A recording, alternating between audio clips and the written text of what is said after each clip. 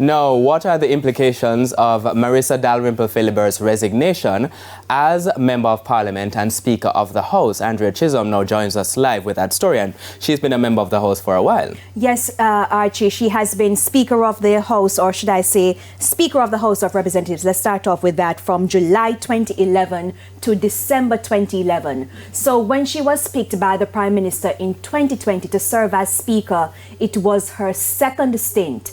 This was Mrs. Dalrymple Philibert on September 15, 2020 at the swearing-in ceremony for MPs. Having been the Speaker before, I am aware of the awesome task ahead. And so, Prime Minister and members of the House, today I give you the assurance that the affairs of this House will not fall short of the highest standards. Members, you can be assured that in discharging my duties, I shall endeavor to be guided by the standing orders.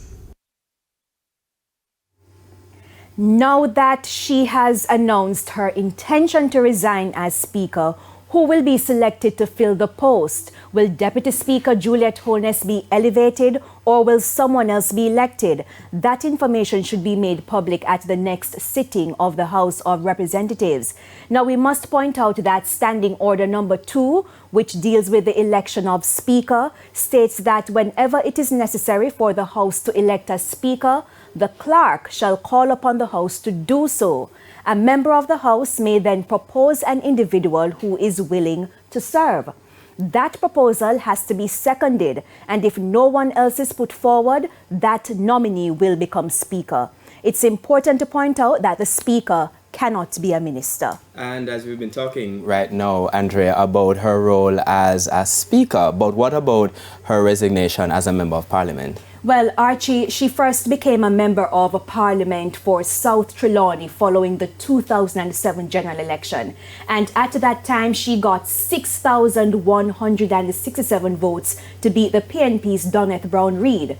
Her resignation may trigger a by-election in South Trelawney, which can be considered a fairly safe seat for the JLP. In the last 10 general elections, the JLP won the seat 7 times. And we know that Trelawney businessman Fabian Faber Davis has been campaigning in the constituency and was selected as the PNP's candidate for the next general election.